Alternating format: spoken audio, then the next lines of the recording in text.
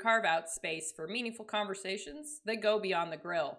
I'm Kara Smith, your host and fellow enthusiast for all things tasteful and fulfilling. Today, we're thrilled to have Robyn Lindars, also known as Grill Girl, join us. Robyn's a trailblazer in the grilling world, passionately encouraging more women to get behind the grill. Through her blog, grillgirl.com, and various media appearances, Robyn shares her expertise, tips, and delicious recipes, making grilling accessible and fun for everyone. In this episode, we'll explore Robyn's journey, the importance of whole foods and high-quality protein, and how she's changing the grilling landscape. Welcome, Robyn. Thanks for having me, Kara. Absolutely. Excited for you to join us. Let's dive right into what sparked your passion to get more women behind the grill. You know, it was kind of an accident, honestly. Like all good things happen. You know, I've always loved to cook. I'm a Southern girl, you know, and we love our food in the South. And one night, just randomly, I went to use. Now he's my husband. He was my boyfriend at the time, and I went to use his grill. And I was just like, I just want to grill some chicken, something basic, you know. And I pretty much almost singed my eyebrows off. And then out of that experience, I was like, you know what, that should not happen. So I'm going to just get him a new grill. And we, you know, at the time for me, dropping $800 on at the time, it was like a Weber Genesis, was a lot and it still is a lot of money. And so out of practicality, I started grilling all the time. And as a side note, that's a very common thing. And I think actually why a lot of women are intimidated by grilling is a lot of people have faulty equipment that doesn't work well in their backyard and get the flame ball effect like I did. But anyway, so out of practicality, I really just started grilling all the time because I wanted to get my money's worth out of this grill I bought my now husband. And then I realized, I was like, oh my gosh, this is so fun. This is a great way to spend time outside. It creates less dishes than cooking inside. You can add so much flavor to healthy dishes. And it dawned on me, like, why are more women not grilling? Like, why are the men keeping this to themselves? And so from there, it really started as me. That's when I did my first actual women's grilling clinic back in oh my gosh, this is going to date me, back in 2008. Which was literally like me inviting my girlfriends over, and I'm like, we're going to grill all the things and we're going to demystify grilling, you know? And from there, that's kind of how Grill Girl morphed over time. It started as a food blog, you know, and I originally changed it to Grill Girl because all my dishes were grilling focused. And it's just opened up some really cool opportunities. And that's how I got to really meet you in person. Was I rebooted the women's grilling clinic a couple years ago and made it bigger and better because, since I first started doing the grilling clinics, you know, back then we had two types of grills, really. You know, it was kind of like back then, gas and charcoal is what you had. And now you've got gas, charcoal, flat top, pizza makers, pizza ovens, all the things, right? Pellet smokers, which I think have been hugely big in getting more women grilling because they are so much like an oven. So yeah, it's been fun. And really what I like to do is also just change the stereotype that to be into grilling, even as a chick, I actually don't like it when people call me a pit master. I don't see myself as a pit master. I see myself as kind of like your girl next door that likes to be the hostess with the mostest. And that includes using all the grills in my backyard because why limit yourself? Right. So I just think it's about changing perception and challenging stereotypes. And so that's really what Grill Girl is all about. All 5'1" of me, my pipsqueak self in the very male dominated world of grilling. The proverbial sausage fest, need I say. Very good. So to all of the aspiring grill masters out there, whatever verbiage you want to use, especially from the female perspective, what practical advice can you give? You know, if you're say, hey, this is the one tool or the two tools you need or something along those lines, what would you say? You know, and if you go on my website, I have a list of all my favorite accessories, but I think something that's a real game changer for anyone as a cook, but especially on the grill, is just having an internal read meat thermometer. just because it just takes the guesswork out. Think about it. I call it rubber chicken syndrome, where people just throw chicken on the grill, and barbecue chicken is a very standard classic chicken barbecue sauce. Like I feel like that's what everybody does, even people that don't really grill. But like having a meat thermometer is such a game changer, because I feel like a lot of people grill things or cook things and they just cook it until they absolutely know it's done, which means they've burned the crap out of it, and that's why I call it rubber chicken, because it's rubbery and dry.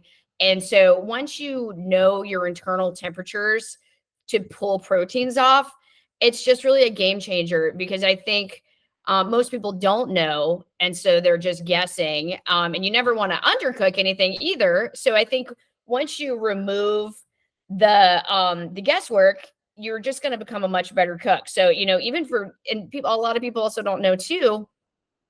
If they say chicken, for example, needs to be 170, well, then you can cook it to a 165. You're going to have carryover cooking, and like pork is going to be 145. But, if you're at like 143, well, you're going to hit those other 2 degrees by the time you take it off. So those are all things that are really just going to make a huge difference in the level of juiciness and tenderness, and just the moistness of your meat is just not overcooking it, and just knowing, right? That's probably my number one. I've always been a fan of ThermoWorks, just the instant read thermometers that everybody uses.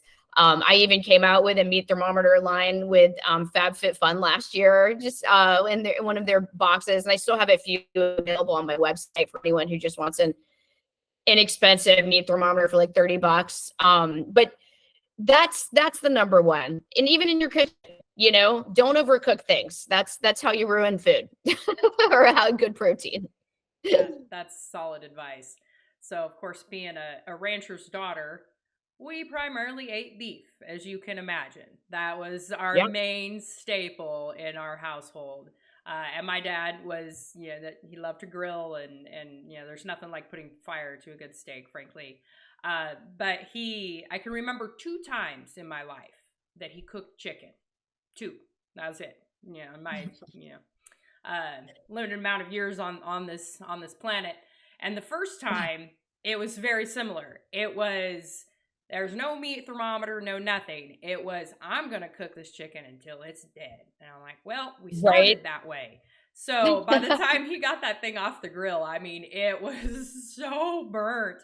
And I think it just reinforced the concept to him that we don't spend cattle money on chicken. So he's like, that's why we don't eat it, because we've got to burn it to make sure that we know it's not going to kill us. And I was like, oh, woo. So after that, we went back to steak, but that was my experience with that. And it seems like there is that perception, depending on what protein you're cooking, on how much you actually have to cook it. So knowing that, and knowing where you're going to have that ultimate eating experience, of course, I'm going to speak from a beef perspective, but knowing where somebody likes that internal temperature, and knowing that once from a food safety perspective, when you have fire on the outside of a steak, like you're not going to be concerned about a food safety concern. So then you start looking at that internal temperature to make sure that you're having that best eating experience, which is absolutely. And and let's just face it, like if you're grilling steak, and for me, I've cooked a lot of steak in my life, and I'm a beefitarian, but like if you're cooking for a bunch of people and everyone's got a different way they like their steak, you're going to need a meat thermometer. And it does kill me to cook a well done steak for my mother-in-law, but that's how she requests it. But you know what I mean? If I've got my husband over here and he wants medium rare, and Uncle Joe wants medium well, which kills me a little bit on the inside, but you know what I mean? Like it's just going to make you a better cook. Yes. Absolutely. Yeah. From rancher's perspective, that also, I have the same feeling of anytime we overcook a steak, just a little piece of me, dies along with it. But absolutely, it's just a shame, isn't it, Kara, to overcook a beautiful piece of meat? It is. Yes, it definitely is. But different strokes for different folks. So that is what it is. I'm glad people are eating beef. So to the protein conversation, not necessarily how we're cooking, but like what we're putting on the grill. What is your thought process around that? So when we were down there, you shared the thought of, grilling really is such a way to be able to put these high quality proteins on your grill with less mess, less additives, etc. So I'd love to hear your thoughts. I think that grilling is such an excellent way just to eat healthier in general, but especially, I mean, you've probably seen the keto and the carnivore movement, which I am a big fan of, quite frankly, just because I feel like that's the healthiest way to eat for your body because it forces you to cut out all that processed food that's in the American diet, so for me, I am very much pro protein and veggies on the grill, and there's no need for bread or pasta in my menus. That's just how I roll. And when you look from a health perspective, and I'm a freak, I will say, like a lot of people see me as grill girl, and on my Instagram feed, you'll see my recipes, but a lot of the stuff I share on like my stories is all about like digging into ingredients and what's in them. And it's a shame that we have to worry so much about what's in our food, but it's the state of where we are, and I'm sure you've seen some of the reports that like moms across America run. Like, if you eat hummus, let's just say hummus, and hummus has this uh it's just so funny. Like, things like hummus and oatmeal have these concepts of being healthy, but they are some of the highest in glyphosate, i.e., Roundup, that you can have in your diet. So, just because of the fact that wheat is sprayed and also legumes are sprayed with glyphosate as a desiccant. So, in my mind, and I even shipped my own meat in just to even verify if it had glyphosate in, like organic versus regular. And I can discuss the findings there.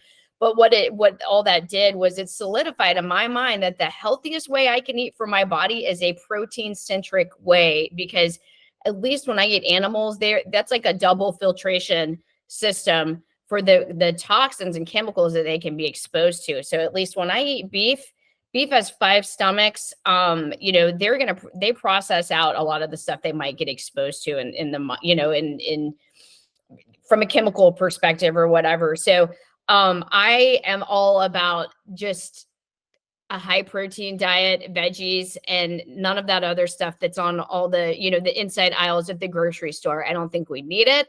I don't think there's anything in there that our body can use. Look at your average box of crackers. Even if they're organic, they're going to have some type of seed oil in it, usually some kind of preservative. So I just think that eating keto and carnivore or an animal-based diet is the way to go for so many different reasons, but especially in today's era where we have the level of chemical exposure in our food system, it's the safest bet to mitigate that risk.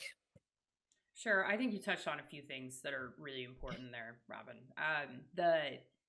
We talk from a nutrition perspective, especially with cattle, with them being a ruminant, and I call it their superpower because they are. They Yeah. can take, this grass out where we live that frankly is just not suitable for other things and convert that into an incredibly high quality protein, through the fact that they Yeah. have 4 compartments to the stomach. The rumen being such a big part of that is it is kind of an added layer, but it's also just a little bit different complexity that allows them to use some things that we can't. And then all of a sudden we have an incredible protein that we can put on our grills and fuel our family and do all of Yeah. those things. But you also mentioned the middle of the grocery store aisle, and that's something that we talk about a lot. A lot Yeah. of times, like, let's make the trek around the outside of the grocery store aisle first, to fuel our bodies, fuel our families, being have a little more conscious thought about what we're doing with that. And it's not that you may not walk through the center of it, but not having it be the center of your plate or the center of Yeah. your focus, I think is a great concept to have in mind. For sure. And I feel like, and I don't want to date myself. I like to pretend I'm younger than I really am. But think about in the 90s when they were shoving all that like high fat low fat, high sugar diet stuff. And they're like, oh, it's fine. Eat the SnackWell cookies. It's fine. They have no fat. You know what I mean? Like my point is, like, we've been fed so much baloney as it relates to nutrition, just based on the marketing powers that be, and to kind of just get back to that, I think beef has had a major smear campaign for many years where everyone's telling us that things like chicken are healthier than beef, and that's actually incorrect. Like when I actually have dug into the data, what it tells me, and that me, I'm hardcore, Kara. I research a lot of different stuff, and I just like to peel back the onions of the layer and see what things say, and so anyway, when you've got things like turkey and chicken, and they're all fed and pork, and they're fed diet that's high in soy and corn, which means they're getting a lot of PUFAs, the polyunsaturated fatty acids. They don't have the stomach system to digest that out. So when you eat, chicken, pork, turkey, poultry, all that stuff, you're getting the PUFAs, versus when you eat cows, they're processing that stuff out. And so it's a better, it's more nutritious for you, one. But I think also the other thing is, when this other thing where they're promoting veganism and plant-based this and blah, blah, blah, that's a bunch of baloney. Because if you've ever seen how they do monocropping, that's hugely devastating for the environment, for one. Things like soy are high in estrogen, which are terrible for you. But also when you look at, or at least, you don't want more estrogen in your diet than you already have. But not to mention, a lot of those monocrops are GMO crops, which means they get a nice dose of chemicals to come along with them. So my point is, beef is truly a superfood. Like, it is like God's perfect animal. Like, to your point, they take grass, which is something we can't eat as humans, and turn it into like the perfect food. And even if you look at the breakdown of like iron in spinach versus iron in beef, you're never going to get like the iron you get for, and you can speak to this, I'm sure, the iron you're going to get from beef is like by, it's like much better for your body and bioavailable. Thank you. I'm like, what is that word I'm looking for? Then like the iron in spinach, which, a lot of times the nutrients and things found in vegetables, a lot of times look like they're good for you, but then they have things like, there's all the things, the phytates and the oxalates and the things that make it so your body can't always readily absorb them. So my point is, I am here to reverse and break stereotypes about beef, because I feel like they've been given a bad rep all these years. And I think they are truly like God's perfect animal. Yeah. And I'm going to speak from an industry perspective, and then my personal perspective, but we do appreciate that. And that's why conversations like this in my mind are so important, because we can only do so much on the beef production side. We're sub 2% of the population as far as who's producing our food in this country. Then you have the other, 98%. So the more we can have open conversations around that, and have that kind of amplified effect of you having these conversations with people within your circle of, hey, that's why this matters. It's why it matters to be able to fuel your body with this high quality protein, but also, know where your food comes from, have that connection, have a conversation 100%. Around it, dig into the science, or frankly, if it's the emotion that's driving you, so be it. Dig into that, have a conversation with somebody like me of knowing exactly where that food comes from, and you watch it walk on 4 legs before it becomes that high quality protein. So I think that does become even more prevalent all the time, and part of what we really value of these conversations. Let's do more of that. Yeah, I think it's all about awareness, and I think we're really lucky to have so much information at our fingertips now. Just to have more viewpoints. So let's get the word out that beef is not bad. It's good for you. And, when you do it the right way, it's actually good for the environment too. So I am not buying into all that cow farts and global warming stuff. Like, no.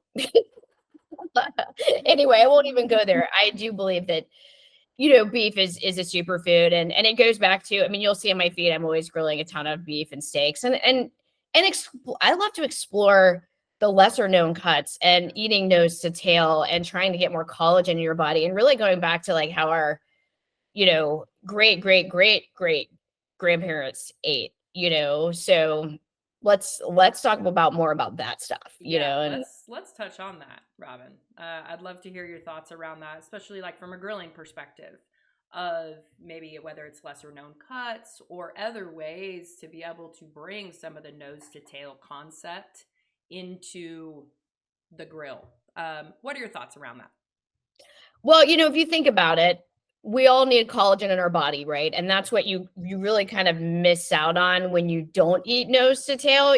Like think about if you take the whole animal, you're going to get those lesser desirable cuts maybe that have more collagen but require more time to break down the collagen, which is what your body needs. Like think about oxtails, right? Like those glorious little just bowls of yumminess, right? But it takes you like 8 hours to get to that point, But I think bringing awareness to those lesser known cuts, like an oxtail, like the Thor's hammer, and sharing with people these are delicious cuts. Braise them, smoke them, and you're gonna get all that glorious collagen that your body needs, and also feed your family with it, and you can really make it go a long way.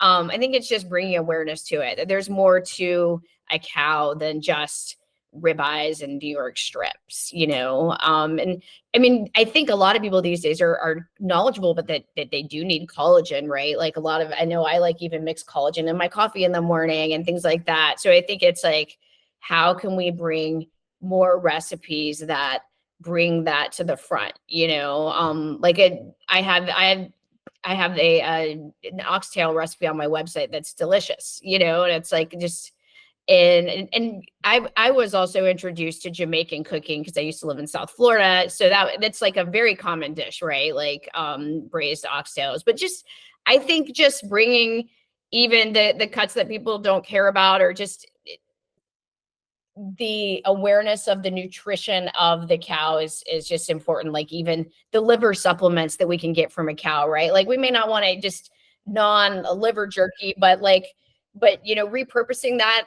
as a powder into a capsule as your superfood vitamin is like a great way to eat nose to tail and fuel your body with what it needs.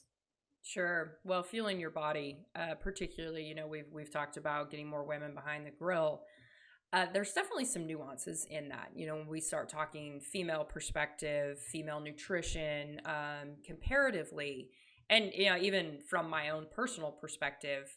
I mean, I've basically been a carnivore my whole life. Like we eat a ton of beef, but I also can tell a difference when I'm not consuming enough red meat from an iron perspective. Yeah, I've been Yeah. borderline anemic my entire life. So then you start factoring in some of the physiological side of that from a female of what our bodies really do need, and then we're balancing kind of what society is telling us we should eat or how we should be. There's a ton of nuances in that, so being able to dive into that may be a longer, more extended conversation, but I do feel like you definitely have that interesting perspective of like, hey, let's bring all of these things to the table, shed a little bit more light on that, of it is okay as a female to be behind the grill, and also okay to eat more, red meat, more high quality protein, more animal based products to be able to fuel our bodies. Amen, sister. All the things, right? I think we just have to break that stereotype of like, oh, I'm a woman. I'm just going to eat a salad. That's fine. I'm full. This little salad filled me up. You know what I mean? Like and thank God I think those stereotypes are breaking. But yeah, we need beef. Beef is our friend, and we need protein. And you can be a woman and grill it yourself. You don't need your husband or your boyfriend or some other dude in your life to do it for you. And that's what I'm here for. I mean, if you even go on my YouTube channel, I call it Grill School, and I have like all the basics. Like, how do we light a grill? How do I light a gas grill? How do I check to see if I have enough gas, to see if I have leaks in my gas? I mean, all the things, right? And that's the beauty of there just being so much more information out there, is I feel like we're all empowered to learn these things. But in today's day, you've got women doing all the things that guys do. It's still funny to me, and not funny, haha, more like weird, but like that's kind of still one of those gender roles where women often are like, it's fine, I'd like to let my husband do the grilling, and my own market research says that a lot of times women are just intimidated by the art of starting, or not art, the actual process of starting a grill, depending on what kind of grill you have, especially the gas grill. I think that can be intimidating. Charcoal is intimidating because it's messy and unpredictable for women. But also, once you get past that, then women, it's like, okay, you can do all these other things. Like, why limit yourself and let your husband or boyfriend or whatever have all the fun on the grill? Because like once you actually get out there and you're in your backyard and you're like, oh my gosh, it's a very invigorating experience. I mean, more so than standing behind a stove. You know what I mean? Like being out in the elements, cooking over fire. There's something very like just elemental and human. Like, think about it. Like, we've been cooking over fire since the beginning of time. And there's a lot of significance in fire in the Bible, like think about the burning bush. I mean, I digress, but you know what I mean? Like, so my point is, ladies, don't let the guys have all the fun. Get out there, and you can just reach out to me. If you want to go start your grill, I will be there and we'll do it together. We'll FaceTime me. The worst thing that can happen is if you burn something, well, there's always takeout. There's always frozen pizza. That's fair. I still remember when I went to college, and the two things that my dad made sure that I had was my little grill, because that made my life so much easier. I mean, it's so cool. simplistic, but I had a little tiny grill that I could put in the backyard of my house and be able to cook anything. But of course, the second thing was a cooler full of beef. So I made sure that I was fueled while I was gone. Those are like the big things that he made sure that I was equipped with as I went to college. I'm still not. I wish everybody's parents sent them with that for college, right? Yes, yeah. That's an incredible gift, actually. So that's perfect. If only all women were started off with a grill and a cooler full of beef, we would be well on our way. Like, imagine like how successful like yourself you can be when you're actually feeding your body with what it needs. So absolutely, that's awesome. So, well, Robyn, I appreciate your time. I would love to hear some closing thoughts that you have for our listeners. Yeah, ladies and the gents, don't be afraid to get out there and try new things on the grill. Like I said, you don't know how to do it until you try, right? And the worst thing that can happen is you overcook it or undercook it or whatever. And that's why even having the meat thermometer will help you. But yeah, I'm a believer of always getting out there and pushing myself. So you guys do that too. And also don't be afraid to try new cuts, right? Even if you go on my feed, try the picanha, try the tri-tip, try a terrace major, do something different. This is a good time to just get out of your beef comfort zone. And the cows are big animals. There's a lot of different stuff I can guarantee you haven't tried yet. So even if you follow me on my feed, a lot of times I'll go break down different types of cuts I like that you might not have heard of. So but closing thoughts, don't be afraid to try new things, and definitely give me a follow. I'm at Grill Girl Robyn with a Y on Instagram, and that's where you see the behind the scenes stuff, and a lot of my recipes are on grillgirl.com. And thanks so much for having me, Kara. It's a blast doing these with you. You bet. Thanks so much, Robyn. And I'll put all of that in the show notes as well, so our listeners can easily find you. One last thought. I'm going to leave you with some food for thought as we wrap up today's episode. In a world where every choice matters, let's approach consumption with mindful intention. Seek knowledge, engage in conversations, and shape your legacy with purpose. This is Kara Smith, signing off the Steak Bites podcast.